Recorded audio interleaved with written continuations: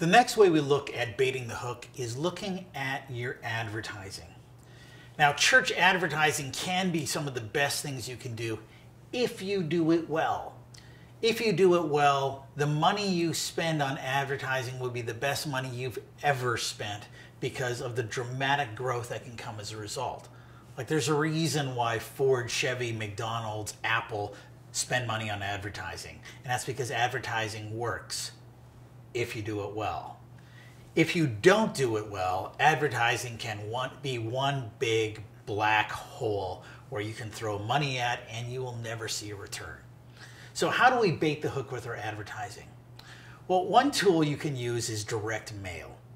Direct mail is when you send sort of a large glossy postcard to every house in your target area. Now, what you want to do is when you do a direct mail campaign, keep in mind the multiple touch principle. A classic mistake churches make is they'll send one piece of mail to everybody and that's it. Researchers have shown that when you receive a marketing message, you have to receive that same message 6 or 7 times before you can ever even remember receiving it once. Now, why is that? Well, that's because every single day you receive thousands of marketing messages. Just think about it. How many ads do you see when you browse the web?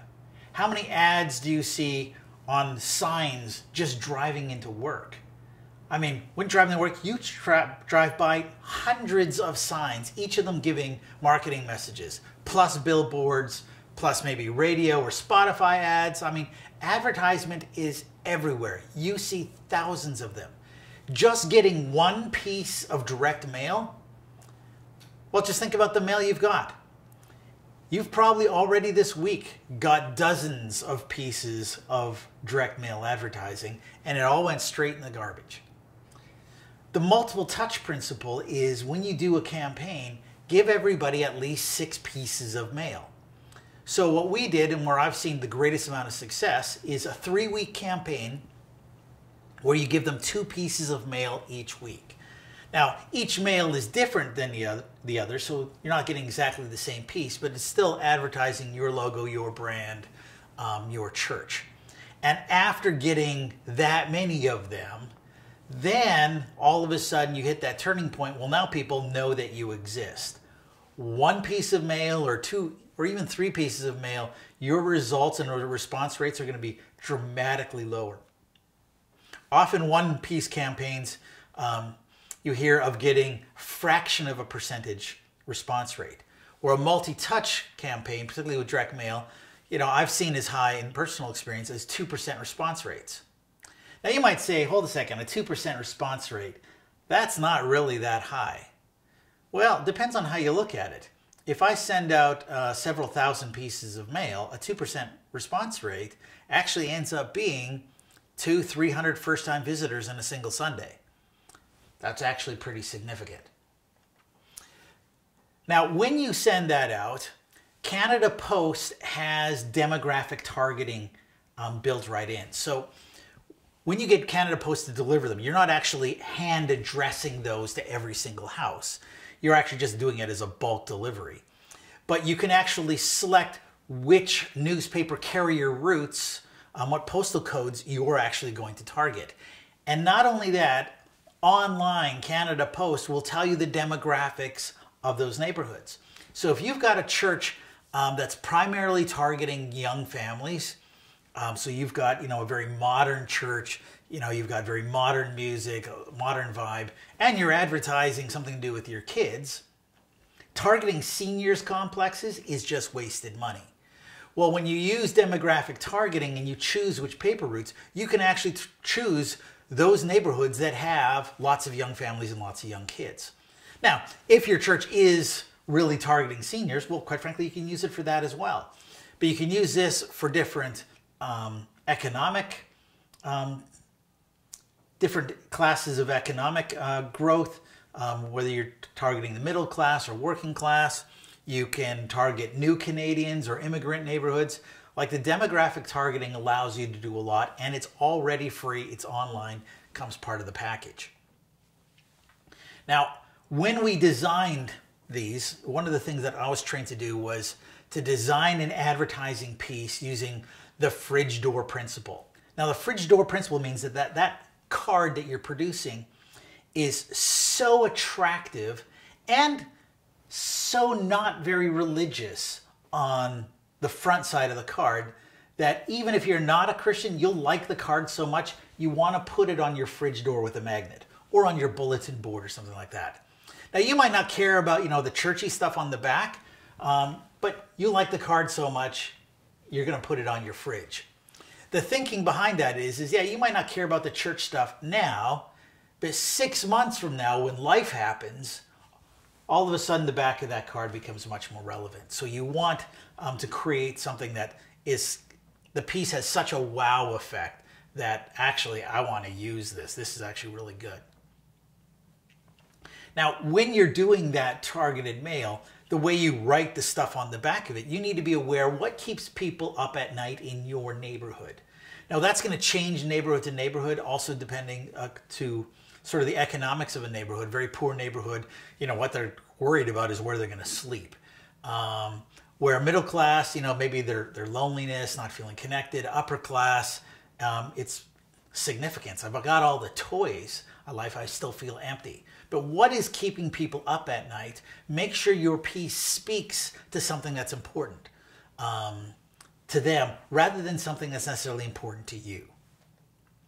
Now, another way of doing this is using door knockers. Now, a door knocker is also a mailing piece, but you don't put it in the mailbox. You actually have somebody hand deliver it, and it hangs right on somebody's doorknob, so it's a longer kind of card.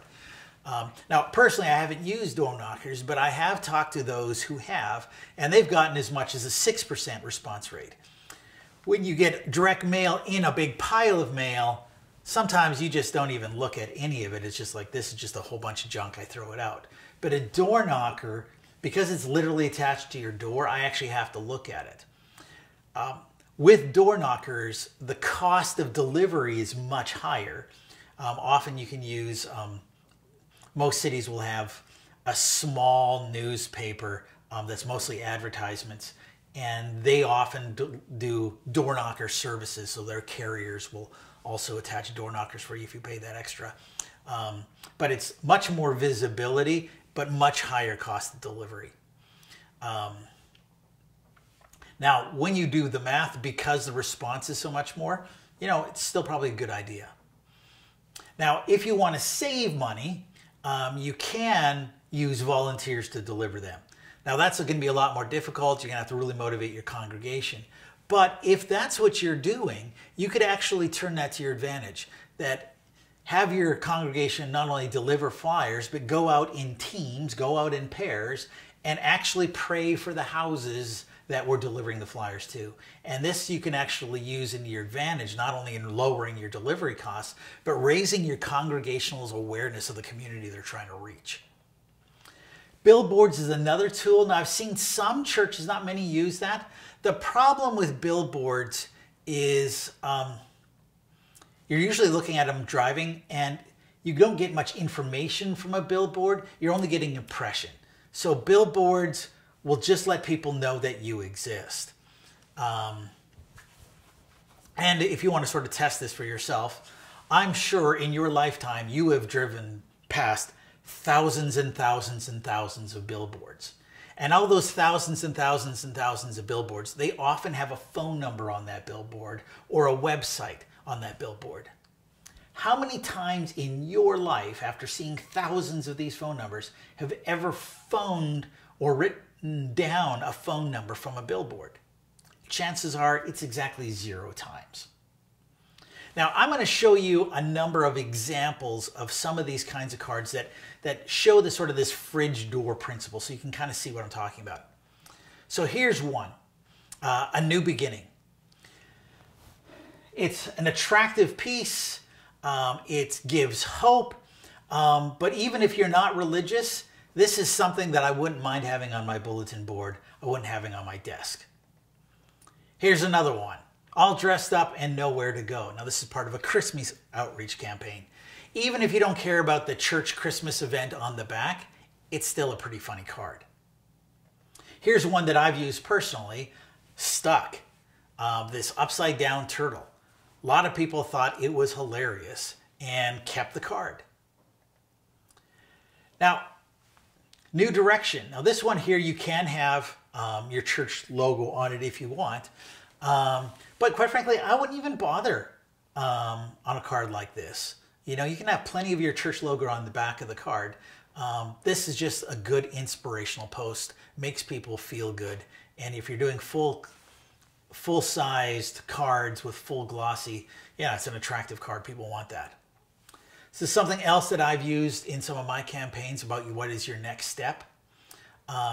It's also not a bad idea to have something that's more child or family focused. So this one about reaching your potential. Now it also says, you know, the 30-day church challenge. I probably wouldn't put that on there. I would have that on the back of the card. But these are just sort of examples of professionally done, high quality cards. Now, when you're buying these in bulk, they're just pennies a card. And delivery costs, if you're using Canada Post, also, yeah, you're looking at maybe 7 or 10 cents delivery charge per card. So it's actually very, very reasonable to use this as a delivery method.